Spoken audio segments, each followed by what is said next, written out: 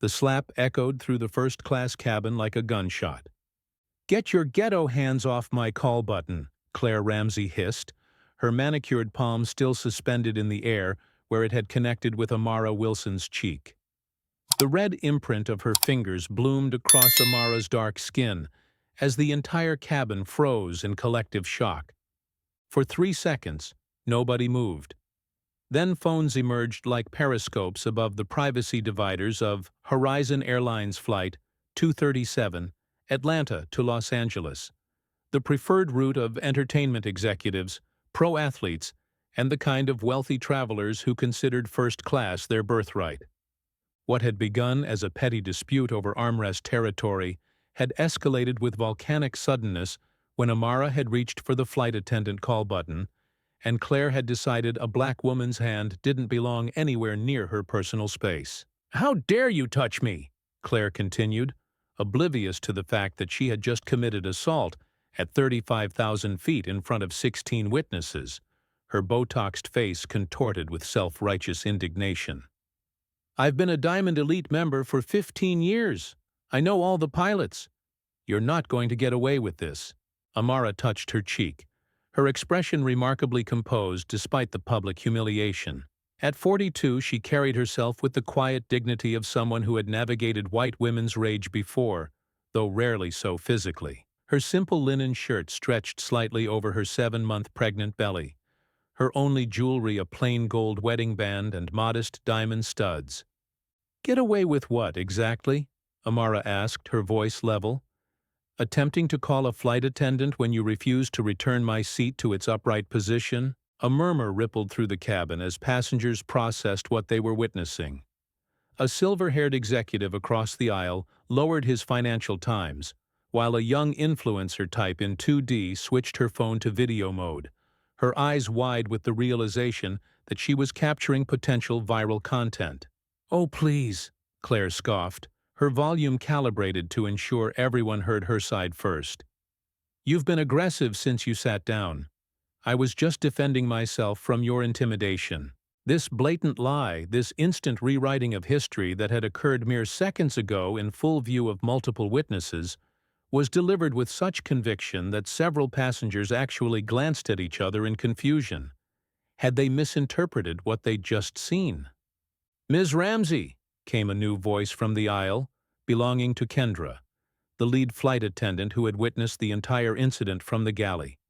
"Physical contact with another passenger is never acceptable. I'm going to have to ask you to calm down." Claire's head whipped toward Kendra, her expression shifting from righteous anger to wounded innocence with practiced ease. "Calm down. I'm perfectly calm. This woman has been antagonizing me since boarding, and when I tried to explain my diamond status entitles me to certain courtesies, she became confrontational." The reframing was masterful, the subtle implication that Amara couldn't possibly understand the rarefied air of elite status passengers, that her presence in first class was itself an intrusion into Claire's entitled atmosphere. "That's simply not true," Amara stated, still maintaining her composure. "I asked you twice to return your seat to the upright position for the meal service, as requested by the crew. When you ignored me, I attempted to call for assistance." "See how she's threatening me?" Claire demanded, gesturing dramatically toward Amara. "This is exactly the kind of hostile attitude I'm talking about. These people always pull the race card when they don't get special treatment." The coded language, "these people," hung in the air like a toxic cloud. Kendra, a young black woman herself, stiffened visibly but maintained her professional demeanor. "Ms. Ramsey, I observed the entire interaction. You struck another passenger, which is a federal offense. I need to report this to the captain immediately." "Report what? A misunderstanding?" Claire's voice raised an octave. "Do you know who I am? I'm a personal friend of Roger Matthews, your CEO. One call when we land, and your little diversity hire job will disappear faster than you can say, 'affirmative action.'" As Kendra retreated to the cockpit to inform the captain, Claire turned back to Amara with undisguised contempt. "I don't know how you got upgraded to first class, but clearly this isn't your natural habitat. People like you should stick to the main cabin where behavior like yours is probably normal." Amara simply reached for her phone, tapped out a quick message, then returned it to her pocket without responding to the provocation. Her restraint seemed to infuriate Claire further. "What? Nothing to say now? Taking advantage of your condition to play victim? I saw how you deliberately bumped your swollen belly against my seat. Did you think that would get you special treatment?" 5 minutes passed in tense silence. Then the aircraft's intercom system crackled to life. "Ladies and gentlemen, this is Captain Rodriguez speaking. I've been informed of a disturbance in the first-class cabin. As a reminder, physical assault of any kind is strictly prohibited under federal aviation regulations and will be dealt with by authorities upon landing." Claire smiled triumphantly, clearly interpreting this announcement as validation that appropriate consequences would await Amara in Los Angeles. The intercom crackled again. "I'd also like to address a comment made regarding our CEO, Roger Matthews. For clarity, Roger Matthews retired 3 years ago. Our current CEO is Marcus Wilson, who happens to be my boss and, more relevantly to the current situation, the husband of Amara Wilson, seated in 3B, who is currently 7 months pregnant with their second child." The color drained from Claire's face as the implications of this revelation cascaded through her consciousness. Around the cabin, passengers who had been studiously avoiding eye contact suddenly found Amara fascinating, reassessing her understated appearance with new understanding.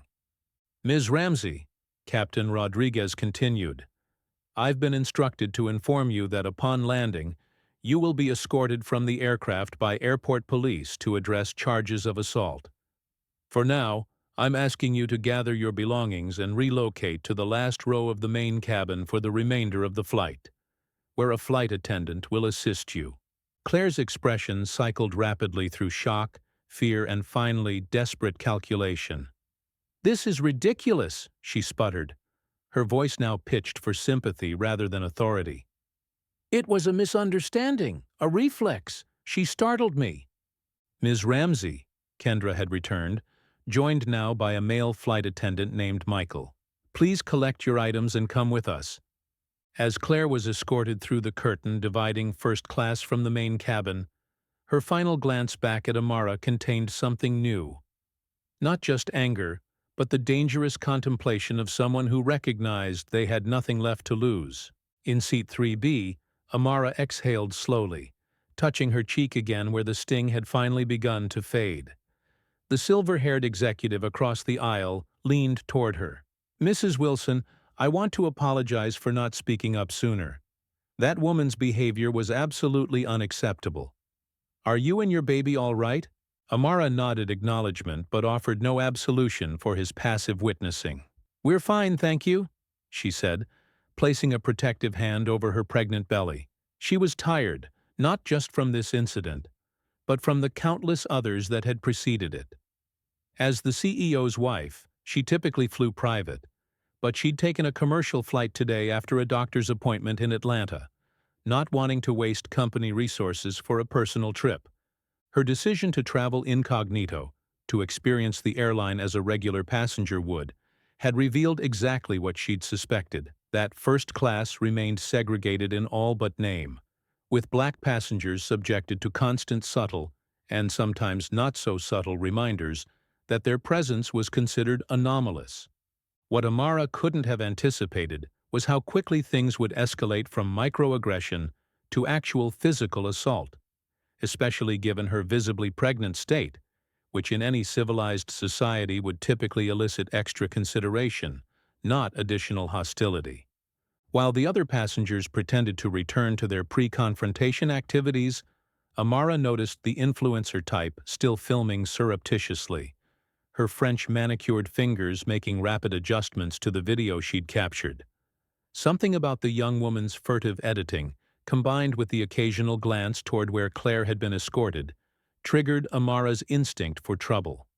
By the time Horizon Airlines Flight 237 began its descent into Los Angeles, most passengers had moved on from the drama, returning to their movies and spreadsheets. Amara had declined Kendra's repeated offers of ice for her cheek, preferring instead to review a presentation for the educational foundation she chaired. She was gathering her belongings as the plane taxied to the gate when her phone buzzed with a notification. Opening it, she found herself staring at an Instagram post from an account called @Luxury Travel Queen, witnessing shocking assault on number Horizon Air flight from ATL. Pregnant black woman attacks innocent passenger for taking her space, then pulls CEO husband card to have victim removed from flight. Racism, white voices suppressed, assault in plane. Attached was a heavily edited video showing only the aftermath of the slap. Amara's hand extended toward the call button, Claire flinching backward, then the confrontation that followed, skillfully cut to make it appear that Amara had been the aggressor. The post was rapidly accumulating likes and shares, with comments already numbering in the hundreds. "This is disgusting," another entitled minority playing the race card and the pregnancy card. "Why is no one talking about reverse racism? This poor woman was assaulted. Horizon Airlines needs to explain why they're letting the CEO's wife attack passengers." As Amara stared at her phone in disbelief, she realized the young woman in 2D, @Luxury Travel Queen herself, was watching her reaction with barely disguised satisfaction. When their eyes met, the influencer quickly looked away, busying herself with her designer carry-on. By the time Amara deplaned, the doctored video had been shared over 10,000 times.